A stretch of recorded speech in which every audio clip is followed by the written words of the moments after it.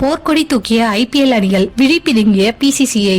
IPL 2025 ஆண்டு season வரும் March மாதம் தொடங்குகிறது. இந்த தொடருக்கான மெகா ஏலம் வரும் டிசம்பர் மாதம் நடத்தப்படும் என எதிர்பார்க்கப்படுகிறது. இதனால் ஒவ்வொரு அணியிலும் வீரர்கள் மாற்றப்படுவார்கள் என தெரிகிறது. கடின முயற்சிக்கு பிறகு ஒரு அணியை தயார் செய்வதாகவும் அந்த அணி சரியாக விளையாடுவதற்கு முன்பே மீண்டும் PCCI மெகா ஏலத்தை நடத்தி அதை கலைத்து விடுவதாகவும் முன்னணி அணியினர் குற்றச்சாட்டு இருக்கின்றது. குறிப்பாக Chennai super Kings, Mumbai Indians போன்ற அணிகள் எல்லாம் வீரர்களை சரியாக தேர்வு செய்து கட்டமைப்பாக வைத்துக் கொண்டிருக்கும் நிலையில் மீண்டும் மெகா ஏலத்தை நடத்தி அதனை PCCI உடைப்பதாகவும் கூறப்படுகிறது. இந்த நிலையில் மெகா ஏலத்திற்கு 3 வீரர்கள் மட்டுமே தக்க வைத்துக் கொள்ளலாம் என்ற விதி கண்டிப்பாக மாற்றப்பட வேண்டும் என்று IPL அணிகள் போர்க்கொடி தூக்கி இருக்கிறார்கள். இது தொடர்பாக PCCIக்கு அனுப்பப்பட்டுள்ள கடிதத்தில் ஒரு அணி 8 வீரர்களை தக்க வைத்துக் கொள்ளும் வாய்ப்பை வழங்க வேண்டும் என்று கூறியிருக்கிறது. இதேபோன்று பல அணிகள் PCCIக்கு எழுதியுள்ள கடிதத்தில் 5 முதல் 7 வீரர்களை தக்க வைக்கும் வாய்ப்பை PCCI உருவாக்க வேண்டும் என வலியுறுத்தியுள்ளது.